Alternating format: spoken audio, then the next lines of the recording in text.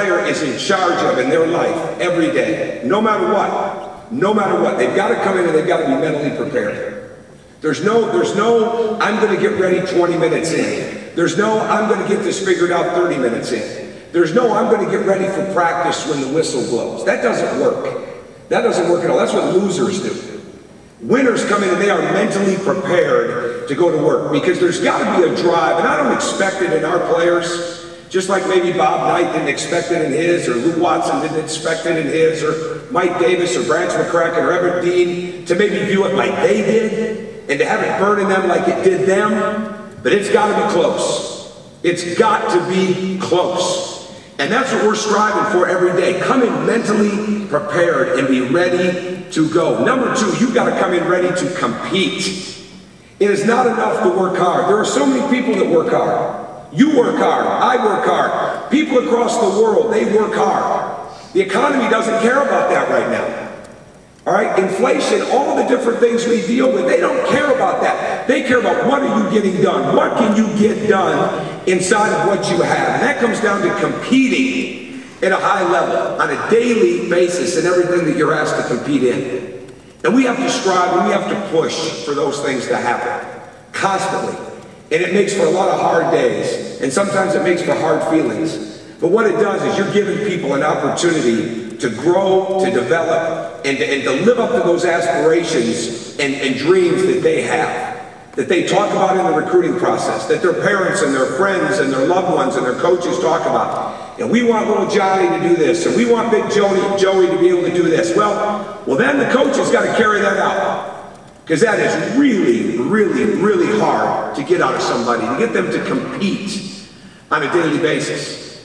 And the third thing, and it's as important as anything else, is you've got to do it with an energy. You've got to do it with an enthusiasm. Those things go hand in hand. You don't come in and just say, well, I feel good today. Well, I'm going to be excellent today. And then walk in tomorrow and say, you know, I just don't have it. I got a cold. I'm struggling in here. My girl said this to me, I've got this problem over there. You know, I just don't have it today. Nobody cares. It's we got to fight, work, scrap, claw that much harder to get where we want to be. And you know what?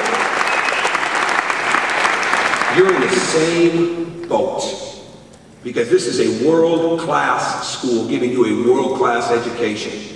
And if you think that showing up to class every day is going to be enough, if you think just turning in your papers on time, if you think not researching other subjects that maybe that you're not graded on. I had a really respected guy tell me this story. And this is why I made up my mind a long time ago. I was saying this tonight in here. This guy's a really, really respected professor on this campus. And he puts a lot of time into it. A lot of time. And he brings people from the outside, not only to speak to the class. A lot of people do that. I get asked to do that. I think that's kind of cool. He brings people in to analyze the students in his class. He brings people in, and maybe a lot of people do that. I don't have a class, so I'm not sure. I know I love bringing people in to watch our team practice. When you go back and study the history of Bob Knight at this school, there were always great people coming in and watching his teams.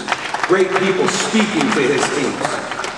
There's two coaches I've studied more than ever. They're basketball. And it's really easy to study their philosophies, which are fantastic. But when you study their basketball, over the last 6 to 8 months, I've studied more Bob Knight and more John Wooden than any other coach that I've looked at. And you start to look at what made them successful. Those dudes didn't tolerate mistakes. They didn't tolerate you not bringing your best. They might have gone about it a different way, and you know, one gets a reputation for this, one gets a reputation for that. They're both two of the greatest coaches ever coached any sport. Doesn't make any difference.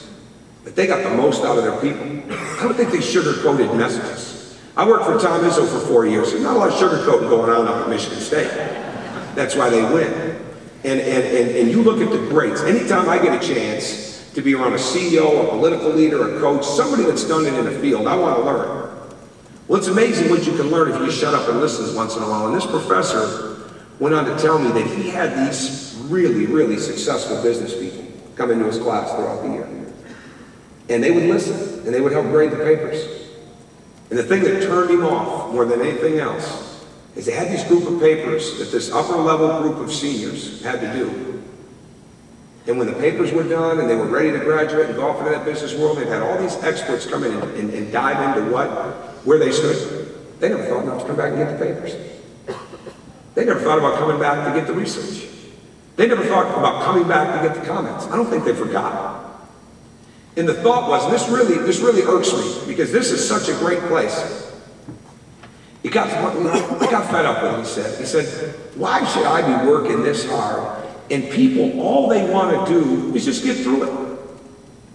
And I said, have kids changed academically? He said, no, if anything, they're smarter. They just want to get through it faster. And you think about where you stand. What are you doing with this education? What are you doing to get prepared to make sure that that performance that you want somebody to think you're going to give them is going to be there? Are you just joining some group because it's going to look good on a resume? You've got no chance. Not in this world.